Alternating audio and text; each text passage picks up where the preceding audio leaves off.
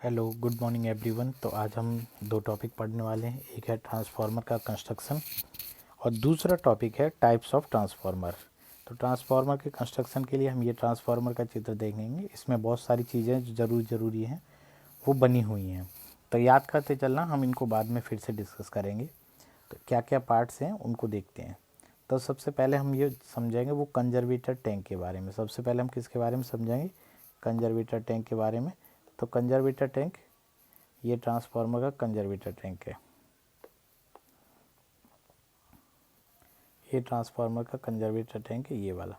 तो conservator tank का main काम ये होता है कि अगर ट्रांसफार्मर में ऑयल घटता है तो वो कंजर्वेटर टैंक से ट्रांसफार्मर में चला जाता है। दूसरा काम ये होता है कंजर्वेटर टैंक का, इसको आधा खाली रखा जाता है। और जिस समय ट्रांसफार्मर में हीटिंग होगी, ट्रांसफार्मर में क्या होगा, हीट होगा, तो हीट की वजह से क्या होगा, ऑयल गर्म होगा, तो उस वजह से ऑयल कुछ ऊपर उठेगा। तो इसमें कुछ न कुछ एयर होनी चाहिए, खाली जगह होनी चाहिए, ताकि उसमें प्रेशर ना बन पाए। तो वो खाली जगह, वो खाली स्पेस कंजर्वेटर में रहता है। तो कंजर्वेटर पूरा भरा नहीं रहता है, उसमें कुछ खाली जगह होती है बनने वाली गैसेस के लिए। तो कंजर्वेटर टैंक के दो रोल, एक तो ये कि ट्रांसफार्मर में ऑयल की कमी ना होने दे, दूसरा ये कि ट्रांसफार्मर ऑयल जब हीट होगा तो उसके लिए एक्स्ट्रा स्पेस प्रोवाइड करेगा ये। दूसरी चीज़ पढ़ते हैं यहाँ पे ब्रीदर। ये दूसरी चीज़ क्या है? ब्रीदर। ब्रीदर, ब्रीद मतलब सांस लेना। तो जब ट्रांसफार्मर ऑयल गर्म होता है तो उससे एयर बाहर निकलती है और ठंडी एयर भी इसके थ्रू, ब्रीदर के थ्रू इसमें जाती है। एक तरीके से जैसे सांस लेते हैं उस तरह से काम करता है। तो इस ब्रीदर के थ्रू एयर अंदर जाती है। तो ब्रीदर का काम है कि अंदर जाने वाली एयर को फिल्टर करना। क्या काम है? जो एयर जा रही हो वो फिल्टर करे, उसमें होने वाली नमी को एब्जॉर्ब करना। तो नमी को एब्जॉर्ब करने के लिए यहाँ पे भरा जाता है सिलिका जेल। क्या भरते हैं? सिलिका जेल भरा जाता है। सिलिका जेल जो होता है वो नमी को एब्जॉर्ब कर लेता है। सिलिका जेल का दो काम है। सिलिका जेल का एक काम है नमी को एब्जॉर्ब करना। नॉर्मल कंडीशन में सिलिका जेल ब्लू होता है, और जब ज़्यादा नमी एब्जॉर्ब कर लेता है तब ये ब्लू से कैसा हो जाता है, पिंक। तो जब ये पिंक हो जाएगा तो इस सिलिका जेल को हटा के दूसरा सिलिका जेल भरा जाता है। अब तीसरा पार्ट हम पढ़ेंगे बकोज रिले। तीसरा का पार्ट क्या है? बकोज रिले। बकोज रिले का काम ये होता है कि ये ट्रांसफार्मर को इंटरनल फॉल्ट से बताता है। कौन से फॉल्ट से? Internal fault. इंटरनल फॉल्ट जितने भी होंगे उन सभी से कौन बचाएगा? बकोज रिले। अगर ट्रांसफार्मर में ऑयल का लेवल कम होगा तो बकोज रिले क्या करेगा? उससे इसको बचाएगा। एक स्तर से ज़्यादा कम ऑयल होगा तो बजर बजेगा, मतलब सायरन बजेगा। और अगर ऑयल लेवल बहुत ज़्यादा कम हो जाएगा, दूसरे स्तर, एक और स्तर होता है उससे भी नीचे चला जाएगा, तो फिर ये ट्रांसफार्मर को ऑफ करा देता है। ये बकोज रिले का काम। बकोज रिले कहाँ लगा है? कंजर्वेटर टैंक और ट्रांसफार्मर के बीच में लगा है। ठीक है। इसके बाद में ये रेडिएटर, रेडिएटर लगे हुए हैं। रेडिएटर का एक नाम और होता है, यहाँ पे बोलते हैं एयर फिन्स। क्या बोलते हैं? Air fins. इनका काम होता है ट्रांसफार्मर ऑयल को कूल करना। इनका काम क्या है? ट्रांसफार्मर के ऑयल को कूल करना। तो जब ऑयल गर्म होता है तो गर्म होकर इस वाले पार्ट में आता है, गर्म होकर इस पार्ट में आता है, उससे इन सारे अलग अलग प्लेट्स में, पतली पतली प्लेट्स में जाता है, इन अलग अलग प्लेट्स में जाता है। तो ये प्लेट्स एयर के डायरेक्ट कांटेक्ट में हैं, तो इस वजह से इनमें ऑयल क्या होता है? ठंडा हो जाता है, और ठंडा होकर फिर से यहाँ पे ट्रांसफार्मर में चला जाता है। तो एक तो ये होती है नॉर्मल एयर कूलिंग। दूसरी क्या होती है? बड़े बड़े ट्रांसफार्मर में यहाँ पे हम फैन भी लगा देते। क्या लगा देते? फैन। तो फैन के थ्रू क्या होता है? गर्म एयर तेज़ी से हटती रहती है, ठंडी एयर इनको तेज़ी से ठंडी करती रहती है। तो हमने कंजर्वेटर टैंक पढ़ लिया, ब्रीदर पढ़ लिया, बकोज रिले, रेडिएटर पढ़ लिया। मेन टैंक का काम क्या है? इसी में हमें बाइंडिंग रखनी है, कोर रखनी है, और इसी में हमें ऑयल को भरना है। तो बाहरी जितने फॉल्ट वगैरह हैं, बाहरी जितने आघात हैं, उनसे ये प्रिजर्व करके बचाता है। बुशिंग और समझ लो। बुशिंग बच्चे अक्सर भूल जाते हैं, बुशिंग क्या होता है। तो ये बुशिंग है, ये जो लगी हुई है ये बुशिंग है।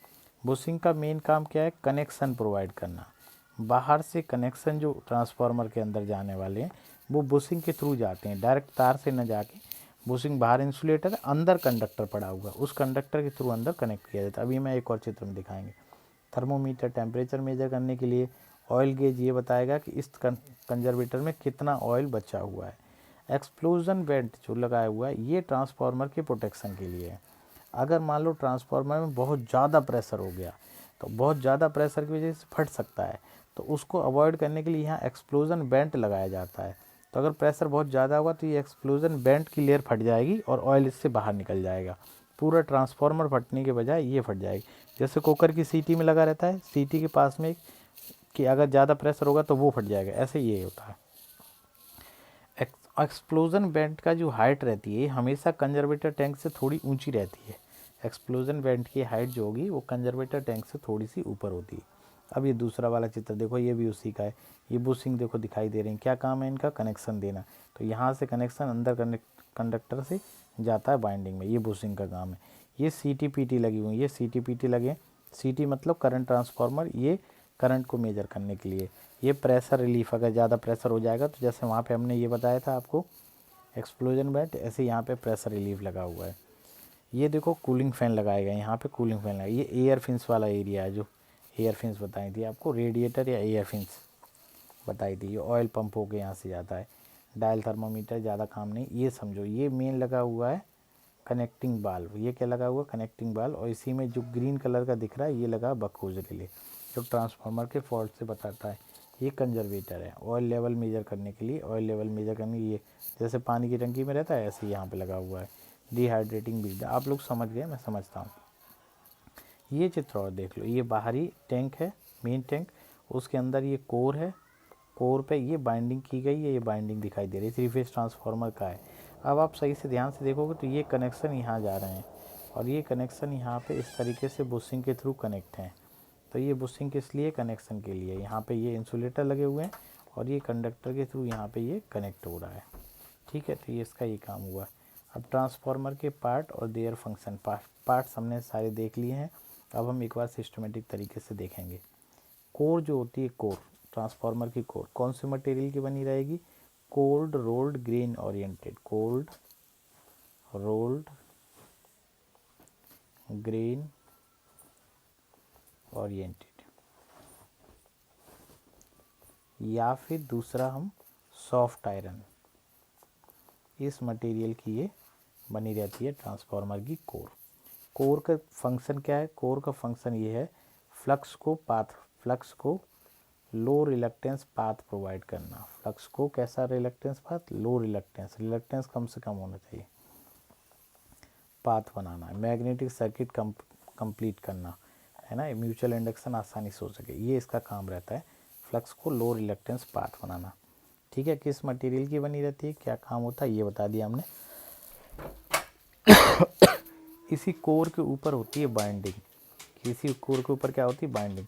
बाइंडिंग किस मटेरियल की है, कॉपर की। बाइंडिंग किस मटेरियल की होती है, कॉपर की होती है, कॉपर की बाइंडिंग होती है। इस बाइंडिंग में जो लॉसेस होते हैं उनको ही कॉपर लॉसेस कहते हैं। बाइंडिंग के लॉसेस को क्या बोलते हैं, कॉपर लॉसेस। ये करंट पे निर्भर करते हैं, I² इंटू में R करंट पे निर्भर करते हैं। और कोर में जो लॉसेस होते हैं, कोर में, उन्हें कोर लॉसेस कहते हैं। बेसिकली 2 लॉसेस होते हैं कोर में, एक होता है hysteresis loss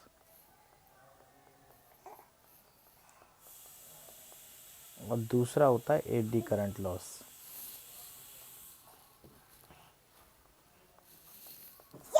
hysteresis losses and eddy current losses, ये 2 लॉसेस होते हैं इसमें। बाइंडिंग, प्राइमरी बाइंडिंग और सेकेंडरी बाइंडिंग ऐसे बोलते हैं सोर्स के बेस्ड पे। जिस साइड सोर्स जुड़ा होगा उसको प्राइमरी बाइंडिंग बोलेंगे और जिस साइड लोड जुड़ा होगा उसको सेकेंडरी बाइंडिंग बोलेंगे। इसी को हम हाई वोल्टेज बाइंडिंग और लो वोल्टेज बाइंडिंग में भी बोलते हैं। हाई वोल्टेज बाइंडिंग मतलब जिधर नंबर ऑफ टर्न ज़्यादा होंगे, नंबर ऑफ टर्न क्या होंगे, ज़्यादा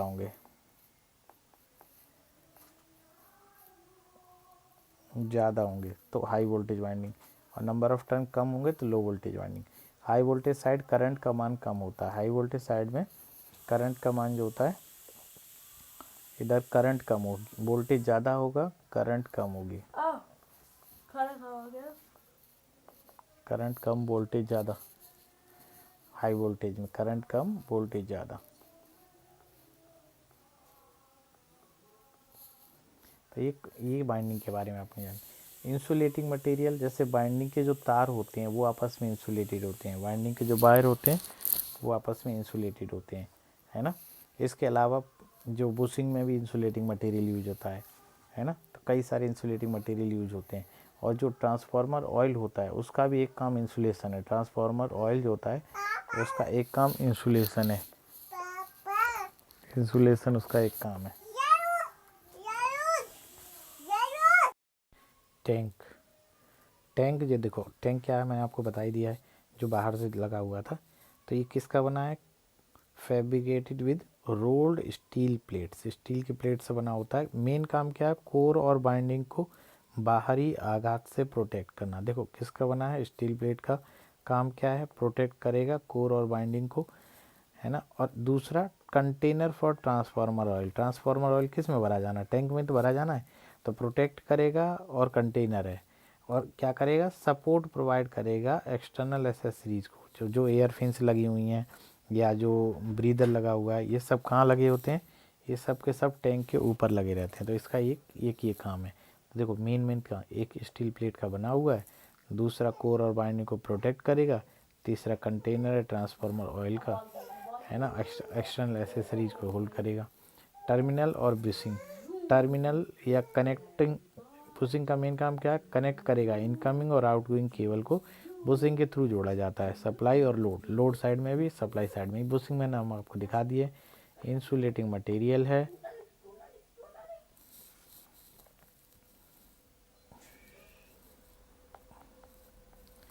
insulating material porcelain, mainly porcelain की बनी रहती है। ट्रांसफार्मर ऑयल, ट्रांसफार्मर ऑयल क्या है? हाइड्रोकार्बन मिनरल ऑयल है। कौन सा? हाइड्रोकार्बन मिनरल ऑयल, जो यूज किया जा सका है। इसके दो काम, एक तो कूलेंट की तरह काम करेगा और एक इंसुलेटर की तरह। Insulator and coolant, insulator and coolant दो काम है। Composed of aromatics, paraffin, paraffin याद रख लो, पैराफिन, नेफ्थीन्स, ओल्फिन, ये सब की इसमें होता है ट्रांसफार्मर ऑयल में। टेप चेंजर, देखो टेप चेंजर क्या होता है? टेप चेंजर दो तरह के होते हैं, एक तो होता है ऑन लोड टेप चेंजर, एक होता है ऑफ लोड टेप चेंजर। तो टेप चेंजर का चित्र अगर होगा तो मैं एक बार दिखा देता हूँ। इसमें शायद मैंने ऐड किया है कि नहीं किया है। सिंपल सी बात है, ऐसे समझो बाइंडिंग में अलग अलग नंबर ऑफ टर्न, मान लो ये प्राइमरी बाइंडिंग है, ऐसी सेकेंडरी बाइंडिंग, ये दो टर्मिनल, ये कनेक्ट कोर, इसमें अलग अलग पॉइंट पे टेपिंग की जाती है। तो कितने वोल्टेज चाहिए वो यहाँ पे कनेक्ट कर दोगे तो केवल इतनी टर्न नीचे वाले टर्म के करस्पॉन्डिंग वोल्टेज मिलेगा। यहाँ कनेक्ट कर दोगे तो इतना वोल्टेज मिलेगा, लास्ट वाले पॉइंट पे इतना मिलेगा। तो इसको बोलते हैं टेप चेंजर। तो ऑनलाइन और ऑफलाइन दो तरह से होता है। ऑन लोड का मतलब जब सप्लाई मिल रही है उसी समय वोल्टेज लेवल चेंज करें। ऑफ लोड मतलब पहले वोल्टेज लेवल चेंज करो फिर सप्लाई दो। बकोज रिले का फंक्शन हमने आपको बता दिया, इंटरनल फॉल्ट से बताएगा। किससे बताएगा? सभी तरह के इंटरनल फॉल्ट से बचाएगा, है ना। ऑयल लेवल अगर कम होगा तो इंडिकेट करेगा, ऑयल लेवल अगर कम होगा तो पहले बजर बजाएगा, उसके बाद में ऑफ कर देगा सप्लाई को। तो ये मेन दो फंक्शन है। लगा कहाँ रहता है? कंजर्वेटर टैंक और मेन टैंक के बीच में, मेन टैंक के बीच में, इन दोनों के बीच लगा रहता है। किस किस के? कंजर्वेटर टैंक और मेन टैंक के बीच में लगा रहता है। सभी इंटरनल फॉल्ट, चाहे शॉर्ट सर्किट फॉल्ट हो, इंटरटर्न फॉल्ट हो, सब से बचाएगा। इसके बाद oil conservator sufficient space provide करेगा। सबसे पहले तो एक्स्ट्रा स्पेस प्रोवाइड करेगा ताकि एक्सपेंशन हो सके ट्रांसफार्मर ऑयल का। एक बहुत खाली रहता है आधा, तो सफिशिएंट स्पेस प्रोवाइड करता है एक्सपेंशन और कंस्ट्रक्शन हो सके ट्रांसफार्मर ऑयल का टेम्परेचर के चेंज होने के साथ। इसका मेन काम ये है। और दूसरा क्या है? ऑयल को रिजर्व करके रखना। अगर ऑयल कम हो रहा है तो इससे ऑयल ट्रांसफार्मर के मेन टैंक में चला जाएगा। ये दो मेन काम है किसके? ऑयल कंजर्वेटर के या कंजर्वेटर टैंक के। एक्सप्लोजन बेंड मैंने बता दिया, डायफ्राम एट वन एंड लगा रहता है, मेन टैंक के स्लाइटली ऊपर, मेन टैंक के थोड़ा सा ऊपर लगाया जाता है। और कंजर्वेटर टैंक काम क्या? अगर प्रेशर बहुत ज़्यादा हो जाएगा तो ये प्रेशर बहुत ज़्यादा हो जाएगा तो ये ब्लास्ट हो जाएगा और इससे रिलीज हो जाएगा प्रेशर, ठीक है। ब्रीदर में क्या हो? ब्रीदर मैंने बता दिया, सिलिका जेल लगा रहेगा। काम क्या करेगा? Moisture free fresh air transformer में जाए। सिलिका जेल जो होगा मॉइस्चर को एब्जॉर्ब करेगा, मॉइस्चर को, नमी को एब्जॉर्ब करेगा, अवशोषित कर लेगा, नमी को अवशोषित कर लेगा। सिलिका जेल, सिलिका जेल पहले ये कैसा होता है, ब्लू होता है, नॉर्मली ये ब्लू होता है, और जब ज़्यादा नमी एब्जॉर्ब कर लेगा तो ये पिंक हो जाएगा। नमी एब्जॉर्ब कर लेगा तो कैसा हो जाएगा, ये क्वेश्चन पूछा जाता है ऑब्जेक्टिव में, नमी एब्जॉर्ब करेगा तो पिंक हो जाएगा। रेडिएटर या फैंस का काम है ट्रांसफार्मर में जो हीट जनरेट हुई है कोर और वाइंडिंग में, उसको इन्वायरमेंट में सर्कुलेट करना, बता रखा है हमने। अब अगला टॉपिक ये है कि types of transformer. Types of transformer, उनके कंस्ट्रक्शन के आधार पर दो तरह के ट्रांसफार्मर होते हैं, कोर टाइप और सेल टाइप। एक बेरी टाइप और होता है पर हम उसकी चर्चा नहीं करेंगे, mainly core type and shell type. देखो ट्रांसफार्मर की कोर जो होती है वो ऐसी बनी रहती है, ट्रांसफार्मर की कोर कैसी बनी होती है, पतलित बनी रहती है। एक मटेरियल ई टाइप, इसको ई टाइप बोलते हैं, ये आई टाइप है ना, ई एल यू आई, ये बनी रहती हैं। 3-4 तरीके होते हैं जिनकी बनी रहती हैं, जिस टाइप की बनी रहती हैं कोर। तो ये ई टाइप की, आई टाइप की है ना। तो ये ट्रांसफार्मर की कोर, ऐसी कई सारी पतलित कोरों को बनाते हैं, ताकि क्यों बनाते हैं, ताकि एडी करंट लॉसेस कम हो। एडी करंट लॉसेस क्या हो जाए, कम हो जाए, एडी करंट लॉसेस कम रहे, इसलिए पतलित बनाते हैं। अब दो तरह की होती है, एक तो कोर टाइप, ये कोर टाइप है। कोर टाइप में क्या होता है, एक साइड में कोर की, एक साइड में क्या होता है, एक बाइंडिंग की जाती है, दूसरी साइड में दूसरी की जाती है। और अगर अलग अलग भी नहीं करनी है तो अंदर साइड में ये लो वोल्टेज वाइंडिंग की जाएगी, उसके ऊपर हाई वोल्टेज वाइंडिंग, इसी तरह यहाँ low voltage winding, high voltage, दोनों साइड में वाइंडिंग होती है कोर की। और सेल टाइप में क्या होता है, बीच में बाइंडिंग होगी। बाइंडिंग कहाँ होगी, बीच वाली, इस वाली बीच वाली कोर पे बाइंडिंग होगी, दोनों बाकी खाली होंगे, है ना। तो यहाँ पे जो फ्लक्स होता है फाई, वो 5/2 इधर जाता है और 5/2 इधर जाता है। मेन फ्लक्स 5 बीच में होगा, 5/2 इस वाली बाहर लिम्ब में, और इस वाली लिम्ब में भी 5/2 होगा। इसमें क्या होता है, पूरी कोर में सेम फ्लक्स 5 होता है। इस वाले के सेल टाइप में, ये सेल टाइप है, ये कोर टाइप है। सेल टाइप में केवल सेंट्रल लिम्ब में फ्लक्स 5 होगा, बाकी दोनों साइड 5/2 5/2 होगा। ठीक है, इंडिया में ज़्यादातर कोर टाइप यूज होते हैं, छोटे ट्रांसफार्मर सेल टाइप के बने होते हैं। अब उनके पर्पज़ के आधार पर किस पर्पज़ के लिए उनको यूज़ कर रहे हैं, तो स्टेप अप ट्रांसफार्मर अगर है तो वोल्टेज को बढ़ाने के लिए यूज होगा।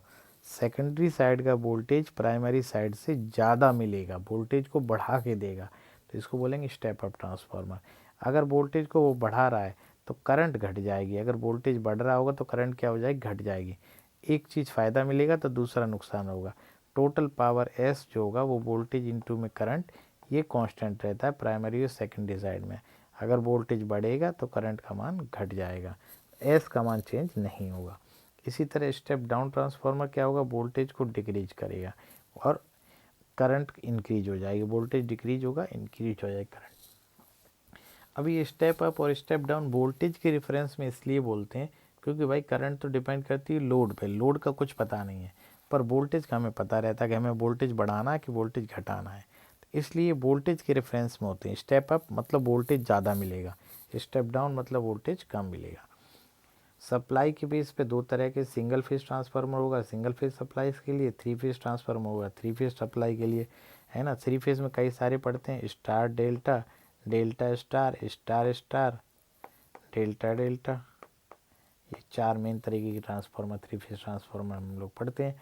स्टार डेल्टा का मतलब ये प्राइमरी साइड स्टार में कनेक्ट है, सेकेंडरी साइड डेल्टा में कनेक्ट है, इस तरीके से। उनके यूज एप्लीकेशन के आधार पर मेनली दो तरह के, एक पावर ट्रांसफार्मर, एक डिस्ट्रीब्यूशन ट्रांसफार्मर। पावर ट्रांसफार्मर जो होते हैं वो कहाँ होते हैं, हाई रेटिंग के यूज किए जाते हैं जनरेटिंग स्टेशंस वगैरह पे, कहाँ पे, जनरेटिंग स्टेशंस पे। और ये डिस्ट्रीब्यूशन ट्रांसफार्मर कम रेटिंग के होंगे और कहाँ यूज करेंगे, जहाँ पे पावर डिस्ट्रीब्यूट होती है, जो हमारे घरों के बाहर लगे रहते हैं वो डिस्ट्रीब्यूशन ट्रांसफार्मर होते हैं। इसके अलावा तीसरा इंस्ट्रूमेंट ट्रांसफार्मर, जो अभी थोड़ी देर पहले सीटी और पीटी बताए थे, ये इंस्ट्रूमेंट ट्रांसफर। दो मेन काम होते हैं, एक काम होता है मेजरमेंट, एक काम क्या होता है, मेजरमेंट, और दूसरा काम होता है रिले वगैरह को सप्लाई देना, क्योंकि रिले जो होते हैं वो बहुत कम वोल्टेज पे ऑपरेट होते हैं। प्रोटेक्शन बोलते हैं, एक मेजरमेंट और दूसरा प्रोटेक्शन पर्पज से। कूलिंग के आधार पे तीन तरह के ऑयल फील्ड सेल्फ कूल्ड मतलब ट्रांसफार्मर, ऑयल भरा गया खुद कूलिंग हो रही, वाटर कूल पानी के थ्रू कूलिंग हो रही है, एयर ब्लास्ट मतलब पानी से हवा के थ्रू कूलिंग हो रही है। तो इस तरीके से हमने 5 आधार पे पढ़ा। सबसे पहले हमने पढ़ा कंस्ट्रक्शन, कोर टाइप और सेल टाइप, पर्पज़ के आधार पर step up step down, supply single phase और 3 फेज, यूज के आधार पर पावर डिस्ट्रीब्यूशन इंस्ट्रूमेंट, कूलिंग के आधार पर oil field, air field. Thank you.